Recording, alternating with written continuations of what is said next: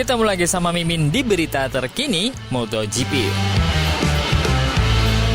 Ya, lagi asik-asiknya bahas perkembangan update dan persiapan tim-tim MotoGP untuk tahun 2025. Malah terselip berita kejutan bahwa Suzuki menyatakan akan mempertimbangkan dengan serius untuk kembali ke MotoGP. Siapa nih yang udah kangen sama bentuk cantik motor MotoGP dan juga kelincahan serta kekuatan mesin inline 4 dari pabrikan gokil yang satu ini? Dan apakah akan segera atau menunggu tahun 2027? Kita bahas. Mundurnya Suzuki secara mengejutkan dari MotoGP pada tahun 2022 menyisakan kekosongan besar di kejuaraan tahun 2023. Namun, sepertinya brand asal Jepang tersebut sudah berencana untuk kembali. Sejarah Suzuki di MotoGP ditandai dengan bolak-balik, dan keluarnya merek tersebut pada tahun 2022 mungkin belum final.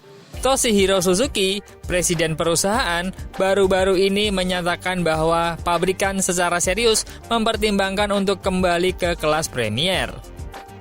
Namun, keuntungan ini akan bergantung pada satu syarat, yaitu menyelesaikan tantangan yang ada terkait dengan rangkaian produk sepeda motor produksi mereka. Dalam sebuah wawancara dengan Corriere dello Sport, Toshihiro Suzuki dengan jelas menyatakan niat merek tersebut. Kami akan kembali ke balapan dan kami akan melakukannya untuk menang. Namun untuk itu, pertama-tama kita harus menyelesaikan permasalahan kita di pasar. Suzuki pertama-tama ingin memperluas jangkauan modelnya untuk memenuhi harapan pelanggannya. Presiden menggarisbawahi, jika kami tidak memiliki rangkaian model yang lengkap dan rinci untuk ditawarkan kepada pelanggan kami, berada di MotoGP tidak masuk akal.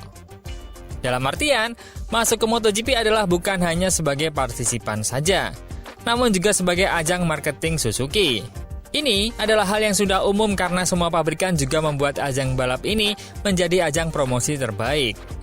Ducati sukses dengan Ducati Panigale-nya. Honda sukses dengan CBR-nya, Yamaha dengan R1 dan bahkan hingga R15-nya, dan juga lain sebagainya. Nah tentu, Suzuki juga ingin keikutsertaannya di MotoGP tak sia-sia. Karena tidak relevan jika promosi kendaraan namun produknya untuk mensupport pemasarannya belum disiapkan. Seperti dulu ketika tim Suzuki X-Star booming, maka penjualan GSX-R 150 juga ikut meroket di Indonesia dan di pasar Asia. Hal seperti itulah yang dimaksud untuk mensupport dari segi pasar. Nah, partisipasi terakhir Suzuki di MotoGP ditandai dengan kesuksesan gemilang kejuaraan dunia 2020 yang dimenangkan oleh Juan Mir. Kemenangannya baru-baru ini menggarisbawahi bahwa Suzuki masih mempunyai kemampuan bersaing di level tertinggi. Toshihiro-san menegaskan pentingnya kesuksesan bagi merek Suzuki. Menang di MotoGP sangat penting bagi kami. Dan itu akan bisa terjadi lagi. Sejak mundurnya Suzuki, beberapa rumor beredar tentang kemungkinan merek ke-6 yang melengkapi grid MotoGP. Di antaranya BMW. Sudah lama dibicarakan. Namun proyek tersebut sepertinya kehilangan momentum. MV Agusta. Meski namanya disebutkan, masalah keuangan KTM, mitra utamanya, menghambat prospek ini. Pada akhirnya, solusi paling logis adalah kembalinya merek Suzuki itu sendiri. Toshihiro Suzuki tidak menutup kemungkinan untuk terjun ke Superbike. Merek tersebut juga telah absen dengan beberapa pengecualian selama 10 tahun. Kembalinya ke kategori ini juga dapat memperkuat citra sportif dari merek tersebut. Asalkan rentang produksinya memungkinkan untuk pendekatan tersebut. Tim Jepang tampaknya mempertimbangkan kembalinya mereka ke MotoGP sebagai tujuan jangka menengah. Setelah tantangan pasarnya teratasi, jika strategi ini berhasil, Suzuki bisa kembali menjadi pemain utama di kompetisi MotoGP. Berita kedua, kita akan bahas chance para rookie nih. Kira-kira siapa yang akan menjadi terbaik tahun depan?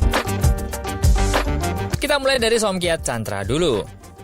Rookie LCR Honda, Somkiat Chantra mengatakan dia hampir terkena serangan jantung sebelum tes pertamanya di motornya pada hari Selasa kemarin. Pemenang 2 kali balapan Moto2 itu merupakan rekrutan kejutan selama pergerakan pasar pembalap 2024. Dengan Honda memilih untuk menempatkannya di posisi Takaki Nakagami di LCR. Bicara setelah hari pertamanya di Honda, Chandra mengungkapkan betapa gugupnya dia menjelang balapan pembukanya, di mana dia menyelesaikan 61 putaran dan menempati posisi kedua terakhir dalam catatan waktu.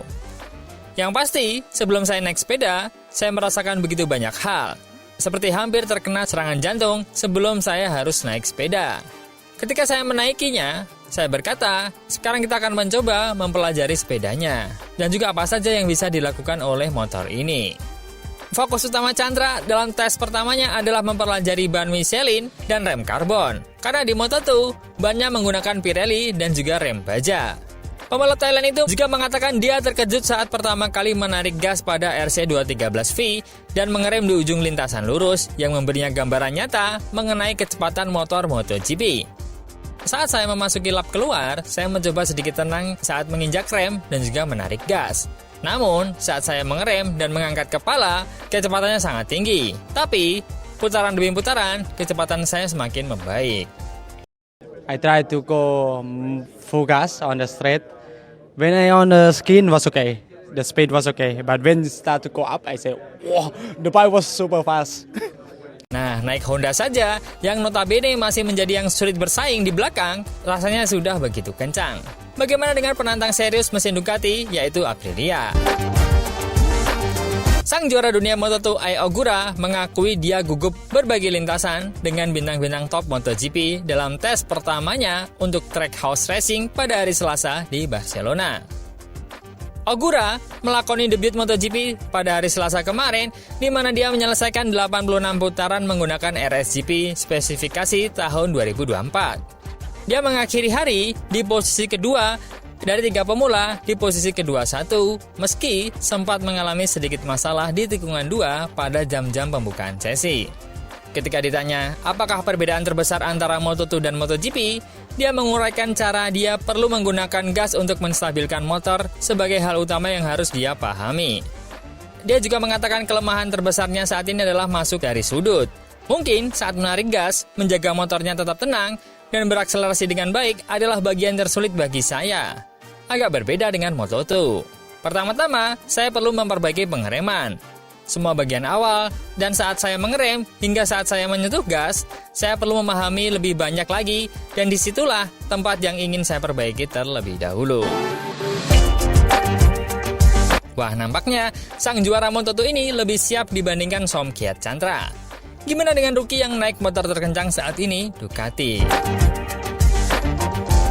Di antara banyak perubahan yang dihadapi rookie MotoGP 2025, Fermin Aldeguer pada tes Barcelona adalah mengoperasikan perangkat Red Eye Device di Gresini Ducati miliknya.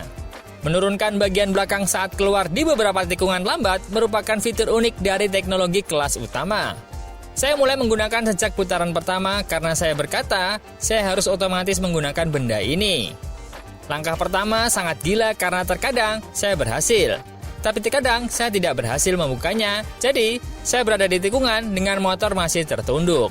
Tapi saya menggunakan di semua putaran dan pada akhirnya saya finish dengan baik. Target tahun depan adalah menjadi rookie yang terbaik. Tapi kami harus tetap tenang dan melangkah selangkah demi selangkah.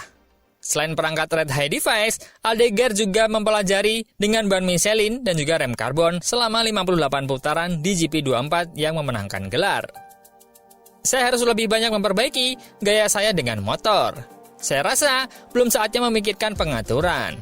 Kita lihat saja apa yang terjadi di Sepang. Nah, setelah ini, shakedown tes Sepang akan dimulai pada 31 Januari sebelum uji coba resmi. Kalau kita tarik ke awal tahun ini, saat hanya ada satu rookie Acosta dengan prestasinya, dibandingkan dengan impresi dan komentar rookie saat ini, memang bisa dibilang Acosta datang dengan optimisme yang tinggi dan bahkan dia memiliki beban ekspektasi yang tinggi. Jika kita melihat yang sekarang, mungkin Acosta akan sulit dikalahkan prestasinya tahun depan. Setidaknya, sejauh dari impresi para pembalap rookie yang masuk MotoGP tahun ini. Kalau menurut teman-teman gimana? Bisakah Acosta disaingi? Coba komen.